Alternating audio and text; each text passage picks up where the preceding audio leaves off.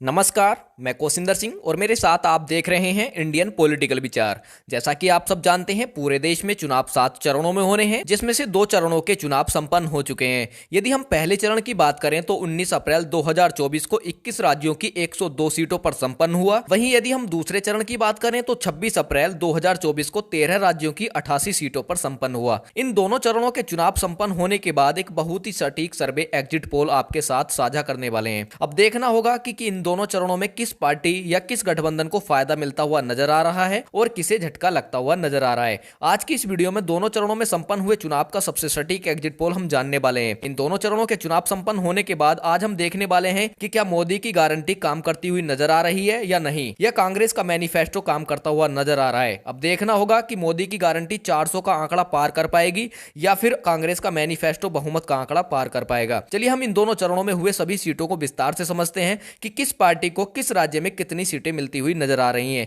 जिसके आधार पर हम आगे भी अनुमान लगा सकते हैं कि अब की बार कौन सी पार्टी या कौन सा गठबंधन अपनी बहुमत की सरकार बनाने जा रहा है। चलिए देखते हैं। सबसे पहला राज्य है, लेकिन उससे पहले मैं आपको जानकारी के लिए बता दूं कि अभी तक 2 चरणों में कुल 23 राज्यों की 190 सीटों पर वोटिंग हुई है, जिसमें आज हम जानने वाले हैं कि इन 190 सीटों में से किस पार्टी या किस गठबंधन को कितनी सीटें मिलने वाली हैं और कौन इन दोनों चरणों में बढ़त बनाए हुए चल रहा है। चलिए देखते हैं, लेकिन उससे पहले आपने अभी तक भी वीडियो को लाइक नहीं किया है तो वीडियो को लाइक जरूर कर दें, और चैनल को अभी तक भी सब्सक्राइब नहीं किया है तो प्लीज करके चैनल को भी सब्सक्राइब जरूर कर लें और वीडियो को अपने दोस्तों में शेयर जरूर करें। चलिए देखते हैं सबसे पहला राज्य। चलिए हम सबसे पहले बात कर लेते हैं केरल राज्य की। केरल राज्य में टोटल सीटों की बात करें तो लोकसभा की कुल 20 सीटें हैं, जिस पर 20 की 20 सीटों पर यहां चुनाव हो चुका है, यानी कि वोटिंग हो चुकी है, जिसमें से देखा जा रहा है कि एनडीए के खाते में सिर्फ एक, यानी कि भाजपा के खाते में सिर्फ एक सीट जाती हुई नजर आ रही है। वहीं इंडिया महागठबंधन की बात करें अर्थात कांग्रेस की बात करें तो यहां 19 सीटें देखने को मिल सकती हैं। अन्य दल के खाते में यहां कोई सीट देखने को नहीं मिल सकती है। तो कह सकते हैं कि केरल राज्य में इंडिया महागठबंधन को काफी ज्यादा फायदा मिलता हुआ नजर आ रहा है। इसी के साथ बात कर लेते हैं कर्नाटक राज्य की। कर्नाटक राज्य में लोकसभा की कुल टोटल सीटों में से यानी कि 14 सीटों पर यहां चुनाव हुआ है दूसरे चरण में, जिसमें से देखा जा रहा है कि एनडीए के खाते में सिर्फ 4, वहीं इंडिया महागठबंधन की बात करते हैं तो 10 सीटें जाती दिख रही हैं। कह सकते हैं कि कर्नाटक राज्य में भी इंडिया महागठबंधन को काफी ज्यादा फायदा मिलता हुआ नजर आ रहा है। चलिए इसी के साथ बात करते हैं पदुचेरी की। पदुचेरी में लोकसभा की कुल 1 सीट है, जो कि इस पर चुनाव हो चुका है, जिसमें से देखा जा रहा है कि एनडीए के खाते में यह सीट देखने को मिल सकती है। इंडिया महागठबंधन के खाते में यहां कोई सीट देखने को नहीं मिल सकती है। तो कह सकते हैं कि पदुचेरी की जो एक लोकसभा सीट है वो एनडीए के खाते में जाती दिख रही है। इसी के साथ बात करते हैं हम अंडमान निकोबार की।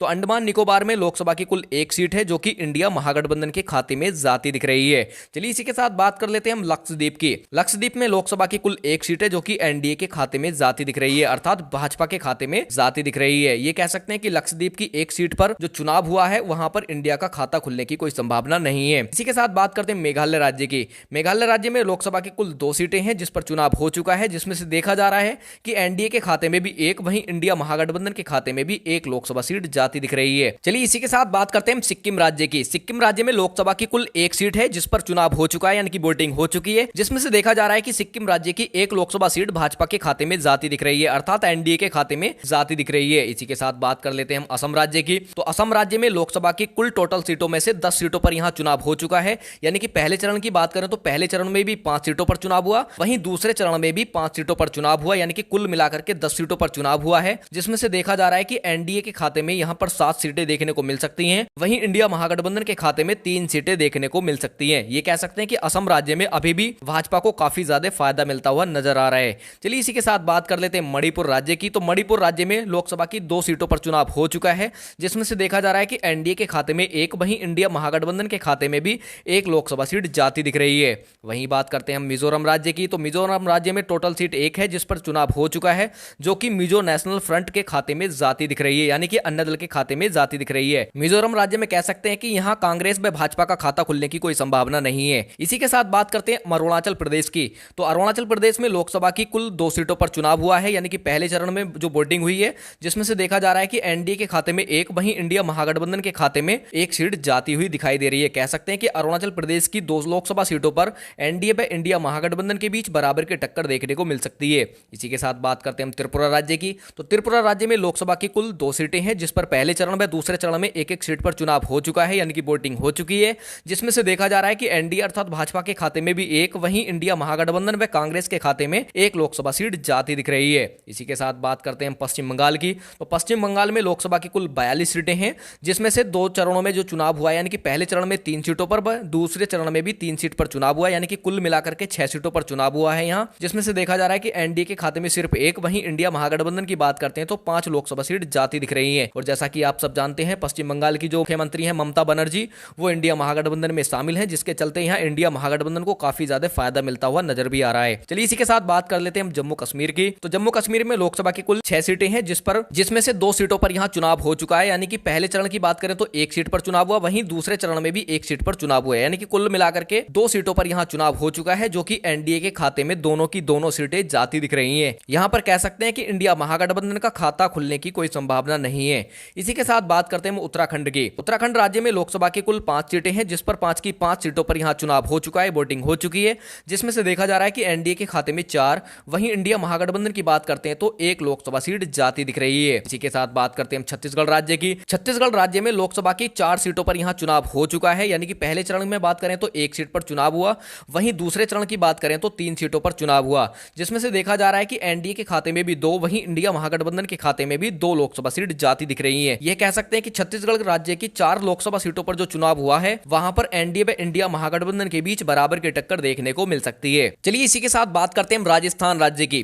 राजस्थान राज्य में लोकसभा की कुल 25 सीटें हैं, जिस पर 25 सीटों के 25 सीटों पर यहां चुनाव हो चुका है, यानी कि कह सकते हैं कि पहले चरण में जो चुनाव हुआ है वो 12 सीटों पर चुनाव हुआ, वहीं दूसरे चरण में 13 सीटों पर चुनाव हुआ, यानी कि कुल मिलाकर के 25 की 25 सीटों पर यहां चुनाव हो चुका है, जिसमें से देखा जा रहा है कि एनडीए के खाते में 15, वहीं इंडिया महागठबंधन की बात करते हैं तो 10 लोकसभा सीट जाती दिख रही है। कह सकते हैं कि राजस्थान राज्य में एनडीए को काफी ज्यादा फायदा मिलता हुआ नजर आ रहा है, वहीं इंडिया महागठबंधन को थोड़े से नुकसान का सामना करना पड़ सकता है। इसी के साथ बात करते हैं मध्य प्रदेश राज्य की। मध्य प्रदेश राज्य में लोकसभा की कुल 29 सीटें हैं, जिसमें से पहले चरण में बात करें तो 6 सीटों पर चुनाव हुआ, वहीं दूसरे चरण में 6 सीटों पर चुनाव हुआ, यानी कि कुल मिलाकर के दोनों चरणों में 12 सीटों पर चुनाव हो चुका है, यानी कि वोटिंग हो चुकी है, जिसमें से देखा जा रहा है कि एनडीए के खाते में 7, वहीं इंडिया महागठबंधन की बात करें तो 5 लोकसभा सीट जाती दिख रही है। ये कह सकते हैं कि मध्य प्रदेश में भी एनडीए को 2 सीटों पर यहां फायदा मिलता हुआ नजर आ रहा है। इसी के साथ बात करते हैं तमिलनाडु राज्य की। तमिलनाडु राज्य में लोकसभा की कुल 39 सीटें हैं, जिस पर 39 की 39 सीटों पर यहां चुनाव हो चुका है, यानी कि वोटिंग हो चुकी है, जिसमें से देखा जा रहा है कि एनडीए का यहां खाता खुलने की कोई संभावना नहीं है,